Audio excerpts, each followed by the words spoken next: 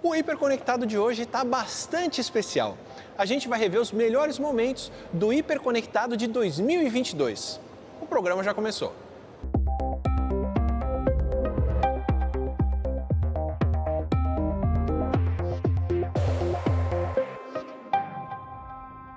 Bem-vinda, bem-vindo ao Hiperconectado. A gente já começa com um grande momento da história do programa e da minha história em particular. Eu tive a honra de virar um peixe do Gloob Gloob.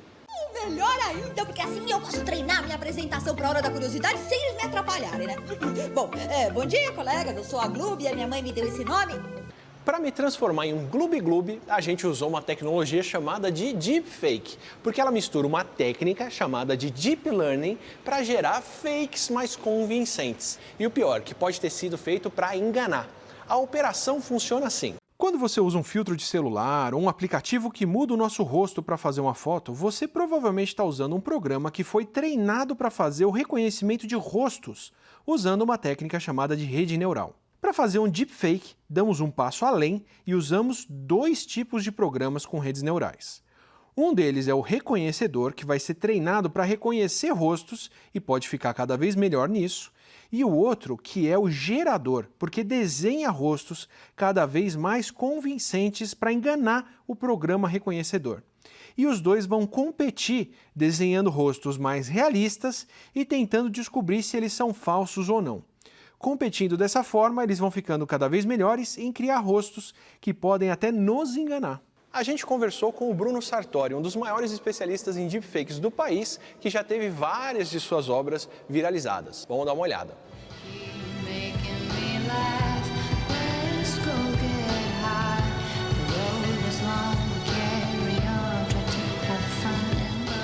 Como é que você começou a fazer os deepfakes? Como é que você começou a trabalhar com isso? Há muitos anos eu já produzia para minha cidade um conteúdo humorístico e para aperfeiçoar o meu trabalho eu acabei trombando com a tecnologia em 2017, no final de 2017. E aí eu decidi estudá-la para trazê-la para o meu trabalho.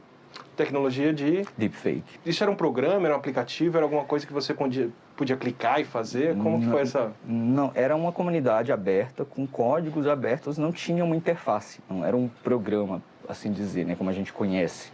São códigos em que você rodava e cada um daqueles códigos executava uma ação. Então você conseguiu pegar a tecnologia nascendo mesmo? Sim, foi bem no início, quando ainda era usada unicamente para a criação de pornografia. Ah, para pornografia? Foi criado para se fazer pornografia. E vendo aquilo, né, aquela movimentação em uso para a pornografia, já imaginei que isso poderia ir para o cinema, para o entretenimento. Foi quando eu decidi trazer para o meu trabalho. Quer dizer, você fez um movimento contrário. Você viu uma coisa que era usada no pornô e falou, isso daqui tinha um ótimo uso em outras coisas. Eu acredito que eu tenha sido o primeiro a criar um deepfake que não seja para pornografia. E o que foi essa primeira criação? Era vídeos com meu rosto, dentro de outros videoclipes.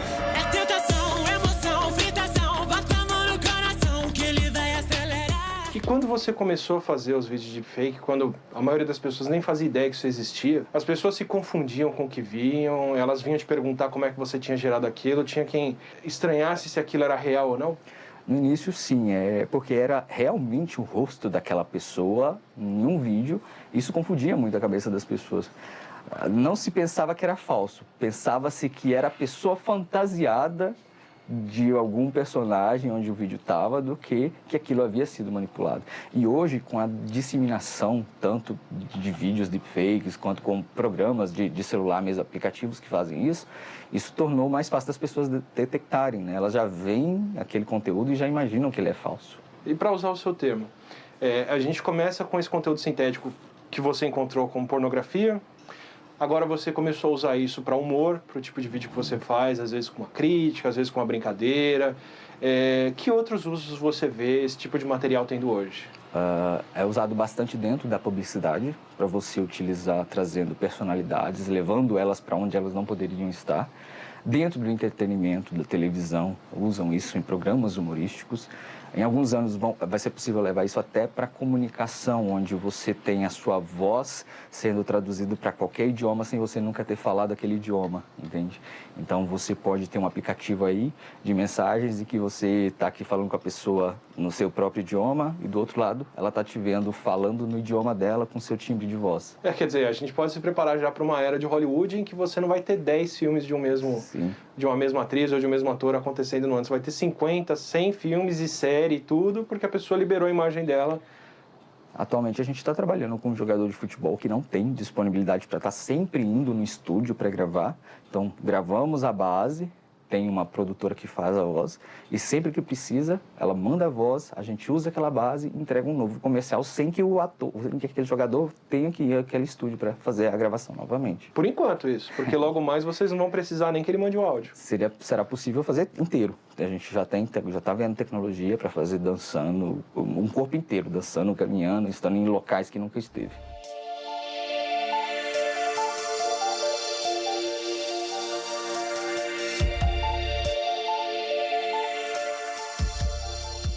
Como que você vê o futuro? Porque a gente ouve falar que os vídeos falsos vão dominar a comunicação, as pessoas não vão saber mais o que é verdade, o que é mentira e por aí vai. Você vê isso como o uso principal daqui para frente? Eu não acredito que seja o uso principal, porque quando iniciou-se a manipulação de fotos, com Photoshop, também teve o mesmo sentimento das pessoas. As pessoas achavam que ali seria o fim. Quando você tem a possibilidade de manipular uma imagem, você já não conseguiria dizer o que é a realidade ou não. E os vídeos, eu acho que com o passar do tempo, as pessoas vão se educando tanto com vídeo quanto com áudio e vão percebendo o que é falso ou verdadeiro. Hoje você consegue olhar para uma foto e dizer se ela é photoshopada, entende? Acredito que com o tempo também vai ser assim, tanto com vídeo quanto com a imagem.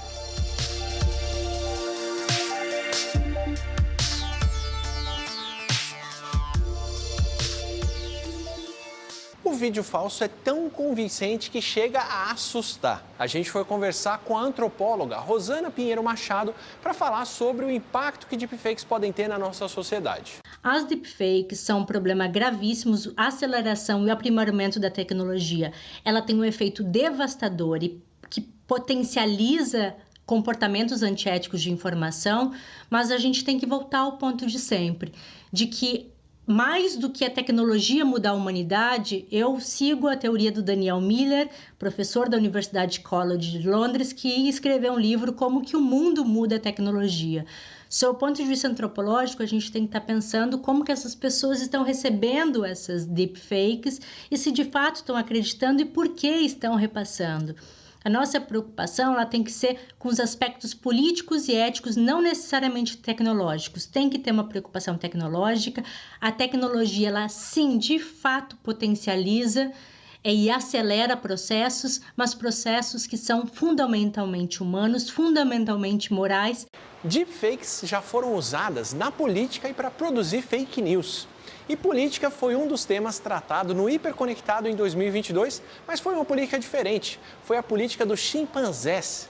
Eu entrevistei o primatólogo holandês Frans de Waal para conversar sobre a política dos chimpanzés, a relação com a nossa política e ter umas boas lições. A Política dos Chimpanzés é o primeiro livro do Frans de Waal que foi uma ruptura nos estudos comportamentais dos animais, porque o Frans de Waal enriqueceu e apresentou novos conceitos de interações entre os chimpanzés. Então eu começo a entrevista querendo saber como que o seu livro foi recebido pela comunidade científica. Well, it was actually a very good reception. Chimpanzee Politics it's a book that's now 40 years old. It's considered a classic because it was the first book that brought Machiavelli into primate behavior and talked about politics. But I think my colleagues, they know that the social hierarchy is not decided strictly by who is the strongest. So it's decided by group processes, which means that sometimes an individual who is smaller can be the alpha male because he has support from others. And he needs to keep that support from the others, and otherwise he loses that position. So it's much more complex, and I think most primatologists they agreed with that. You describe candidates, political candidates in the troops that get their babies or get babies from the females to get their support, that do this political action, actually. What other parallels would you see between our politics or the way we do group interaction and we gather support from peers and the chimpanzees? Yeah, so chimpanzee males, when they are trying to become the dominant male, they have a sort of campaign. They try to provoke the leader and see how does he get nervous. They want to see if he gets nervous. And if he gets nervous, that is a sign for them to go further. They try to get support from females, which they do by tickling their babies and holding their babies, which for the females, that's a sign whether that's a good male, a male who can handle babies. And actually, human politicians do the same thing. Of course, human politicians, they hold their babies in the air, which is not something that babies necessarily like. But it's because it's a display, it's to show that you can do that without dropping the baby. They have these strategies, and the male chimpanzees, they follow these strategies because they need female support. And they have other things that they do. They groom certain bodies, they share food with certain others that they need support. And so they bribe, in a way, they bribe them by being very generous with them. And so they have all these strategies to get support, because on their own, a male on his own, he's not going to be the dominant male. He needs others to help him. And that's why there is competition about relationships. Like if you are my friend, I'm going to groom you, but I will prevent you having contact with my enemies. I will keep you away from my rivals, because I want you for me. And so there's a lot of that kind of politics going on.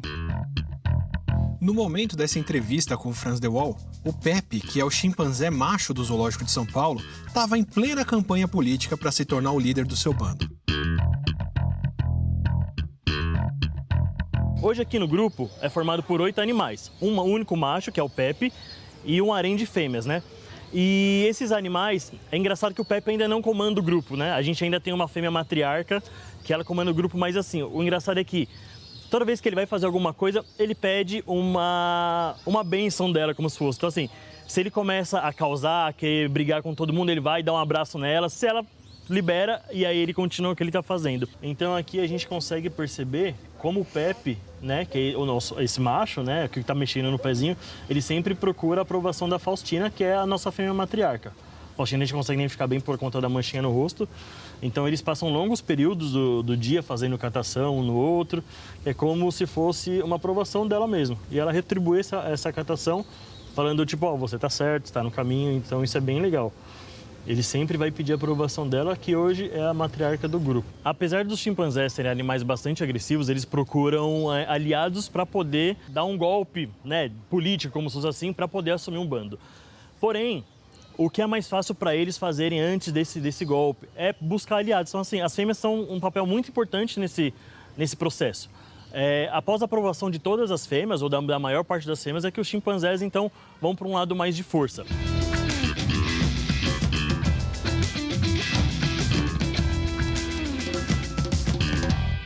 Longe de querer deixar de lado o estudo das humanidades, que pode descrever muito melhor as nossas interações políticas do que os chimpanzés. Mas nesse ano bastante polarizado, a gente preferiu uma abordagem mais naturalista e um pouco mais distante para estudar as origens desses jogos de poder.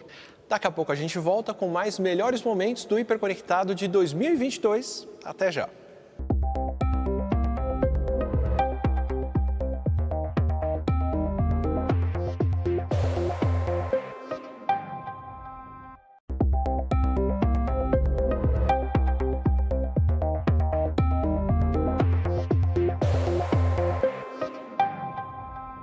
De volta com o Hiperconectado, a gente está revendo os melhores momentos dos programas desse ano. E um dos assuntos que a gente conversou foi sobre a urbanização dos animais. Porque barata, rato, pombo, esses bichos, a gente está cansado de ver na maioria das cidades.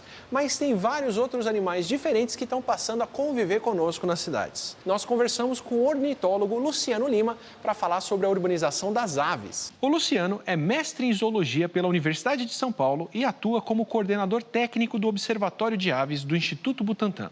Acho que um dos animais mais marcantes para a gente perceber essa urbanização e essa diversificação de vida nas cidades são as aves, né? Porque a gente consegue ver, consegue ouvir. Elas estão praticamente em todos os lugares, isso é mais pura verdade. E num país mega biodiverso como o Brasil, em torno de um quarteirão em volta da casa das pessoas, independente de onde a pessoa mora, vai ter pelo menos 30 espécies de aves. Caramba, isso é o quê? Mais do que Reino Unido? Se você comparar com outros países, é muito grande. Mas se você tem um parque, se você mora numa rua arborizada, você pode botar 60 espécies. Nossa! Se você tem um parque mais arborizado perto da sua casa, facilmente você vai ter 120, 130 espécies de aves. O Ibirapuera tem em torno de 200 espécies de aves, que aí a gente pega o suprassumo ali do urbano, que é muito também, se parar para pensar, né? E tem aves desde bem-te-vi, cambacica, bichos que todo mundo conhece, mas de vez em quando aparece, por exemplo, uma araponga perdida que está em migração, vem para dentro de São Paulo. Tem algumas corujas, um bicho lindíssimo, moncho-diabo, tem um que ficou muito tempo ali no Ibirapuera. Tem várias espécies de sabiá, a gente conhece sabiá laranjeira, mas é muito comum nas cidades também o sabiá barranco e o sabiá poca, pipoca, milho que estoura, que o sabiá poca ele faz um... Que legal. Então, é o nome de origem tupi-guarani. E você tem bichos incríveis. Tem, por exemplo, o suiriris, que é um parente distante ali do bem-te-vi, mas é um bicho que ele migra. As populações aqui ao sul do Rio de Janeiro, eles migram para a Amazônia e voltam todos os anos. E é incrível que esse bicho que você está vendo, talvez, no seu quintal, o suiriri também é um bicho super urbano. Às vezes tem ave que está no concreto, tem ave que está no fio, bem-te-vi, o suiriri. Tem ave que precisa de uma rua mais arborizada, com quintais. Por exemplo, a cambacica, que é um bicho que se alimenta das flores, algumas espécies de beija-flores. E tem ave que precisa de parques urbanos. Então, esse gradiente faz com que essas aves estejam na cidade. Aí, no caso do suiriri, voltando, que é um bicho super urbano, que você pode estar vendo na frente da sua casa agora, o suiriri, que está na frente da sua casa, ele não sai daqui, vai para a Amazônia e volta no outro ano, né? Eles vão sair daqui mais ou menos abril, março e voltam no final de agosto, começo de setembro. Esse que vai voltar, ele não vai voltar para o Sudeste, ele não vai voltar para a cidade de São Paulo, ele vai voltar para a sua casa. Esse bicho tem fidelidade de ciclo reprodutivo. Ele vai para a Amazônia e volta para minha casa.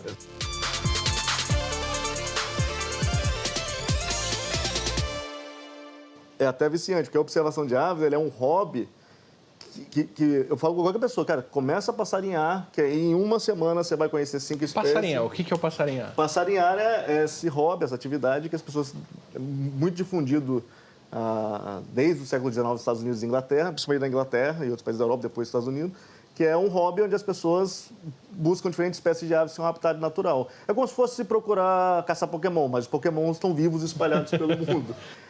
E no Brasil, num país como o Brasil, que você tem aí quase 2.000 espécies de aves, tem muito passarinho para você procurar. Então a maioria das pessoas está aqui não se dão conta, mas ó, cantou um sanhaço, agora está cantando a cambacica, tinha 2 urubus passando voando lá em cima, ó. Sim, nossa, bem aquele longe. É um carcará, o outro é um carcará em cima, tá vendo? Mas como é que você sabe que aquele ali é um urubu, aquele ali é um aquele carcará? tem asa mais comprida, tá vendo? Não, mas tudo bem, ok. Ainda não tem essa malícia. Então tem. Aí o sabiá laranjeira está aqui.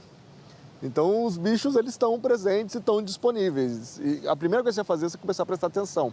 E aí tem algumas coisas que te ajudam mais a prestar atenção. Então a gente tem alguns aplicativos, um deles gratuito, Merlin Bird, foi desenvolvido pela Universidade de Cornell, a gente trouxe para o Brasil, ajudou a traduzir, botar conteúdo.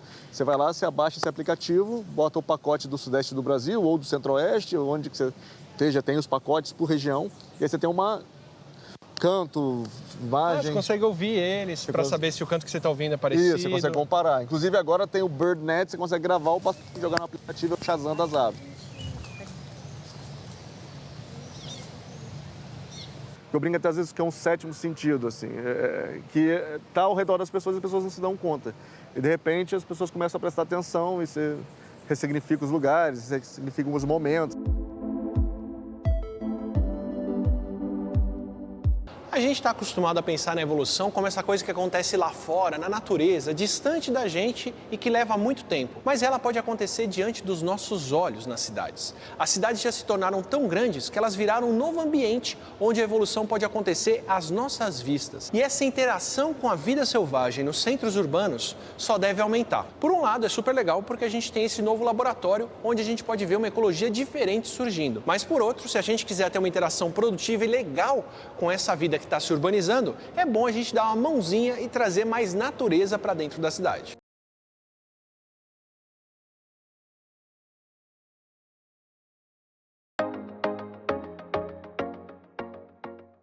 Agora mudamos de assunto. A fermentação parece aquele processo que só acontece na hora de fazer pão ou uma bebida alcoólica, mas ela é um processo universal que está presente em todos os seres vivos para produzir energia desde a origem da vida.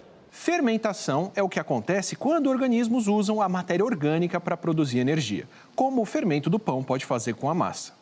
Essa reação libera energia e também algumas moléculas, como o álcool do vinho ou o gás carbônico que deixa o pão fofinho. E é um processo tão comum na natureza que até nós podemos fazer quando precisamos de energia rapidamente, como em uma corrida intensa. A fermentação foi crucial na história da humanidade. Arqueólogos estimam que civilizações já consumiam fermentados há mais de 7.000 anos. A gente foi conversar com o historiador Henrique Carneiro para falar sobre esse nosso passado. O Henrique é doutor em História Social pela Universidade de São Paulo. Ele desenvolve pesquisas em História da Alimentação, das bebidas e das drogas. Como a fermentação é um processo natural que não depende de ação humana, eu começo o nosso papo querendo saber quando foi que nós humanos a descobrimos e começamos a utilizá-la. Olha, essa é uma pergunta interessante, mas que não é respondível, porque remete a um período pré-histórico que não tem evidências claras. Há até um autor que chama o Homo sapiens de Homo inebrians, quer dizer, como se fosse o macaco bêbado, que é a tese dele.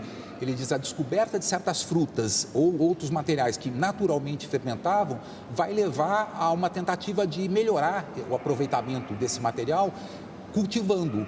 Então, a própria domesticação das plantas seria o resultado da busca dos fermentados. Uma papa do grão virava um produto com uma alteração tanto de sabor como de maior durabilidade na estocagem e, sobretudo, com um efeito, digamos, psicoativo que esquentava, que consolava, que era o efeito alcoólico. Né?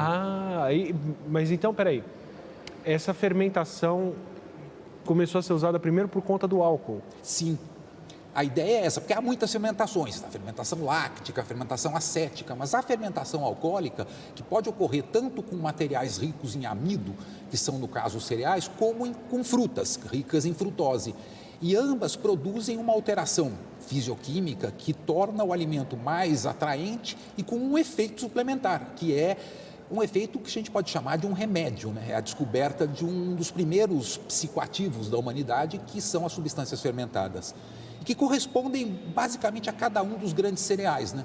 O arroz na Ásia vai dar toda uma série de derivações que chegam no saquê, o milho na América vai chegar na chicha ou a mandioca no cauim, e no mundo euroasiático o trigo, a cevada, o centeio vão dar esses materiais que vão ser a cerveja, né? Você já me falou vários povos diferentes com várias bebidas diferentes. Elas teriam, então, origens diferentes em cada lugar desses pelo mesmo fim? É um dos universais culturais que a gente pode identificar na origem de quase todas as civilizações. É o domínio técnico da domesticação de materiais nutrientes que adquirem pela fermentação um novo poder, digamos assim, que não é só o efeito alcoólico, é também uma alteração física. A própria palavra fermentar, no caso latino, vem de ferver, porque a coisa ficava quente, borbulhante e tal. Então, a fermentação era uma espécie de mágica da natureza, né? Era algo que crescia, borbulhava e depois, ingerido, dava um efeito não só nutriente, mas de alteração de consciência, né? As bebidas alcoólicas não são meros enfim, alimentos, elas adquirem um poder simbólico que é um dos maiores que a natureza nos fornece, a ponto de uma boa parte das religiões se enraizarem na utilização dessas substâncias, né? Por exemplo? O sangue de Cristo, o vinho, na tradição tanto cristã como na tradição judaica, se torna uma substância sagrada por representar não só uma bebida, enfim, que é a base da civilização mediterrânea, mas por ela ter esse papel espiritual, né?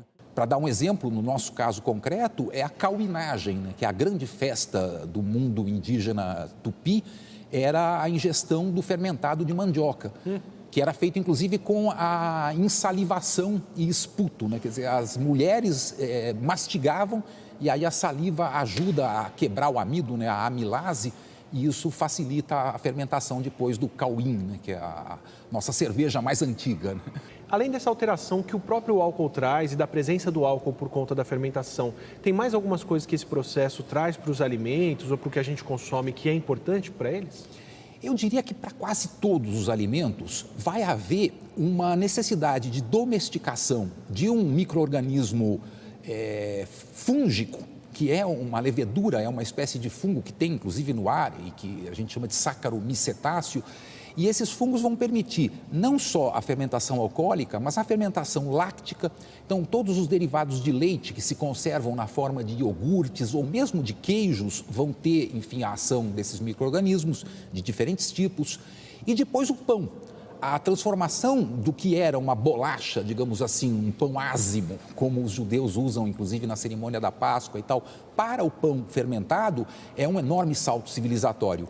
E, finalmente, há os molhos de peixe, que a gente aqui não dá muita importância, mas na culinária asiática é fundamental, no Vietnã, na Tailândia. E também era assim no mundo romano, onde o principal condimento era o garum, que era peixe que eles pegavam, os restos, jogavam num barril, punham sal em cima, uma outra camada de sal e deixavam isso ao ar livre, num barril. Isso fermentava e era o principal condimento da culinária romana, né, latina. Nossa. E esse alimento que ele é fermentado, o pão, por exemplo, fica mais fofinho, a bebida fica alcoólica, mas tem algumas outras propriedades que vêm com essa fermentação? Sim, a estocagem, a durabilidade que permite um tempo muito maior de estocagem desse alimento. E isso vai ocorrer com o próprio pão, com os derivados laticínios e mesmo com esses derivados, enfim, de frutas que se tornam na forma de fermentados de fruta, que não é só o vinho, né? A gente pode fazer um vinho de tâmaras ou um vinho de cerejas, enfim, além das uvas. E isso dá um tempo muito maior de preservação, mesmo um período muito anterior a existir geladeira ou até existir garrafa de vidro, né?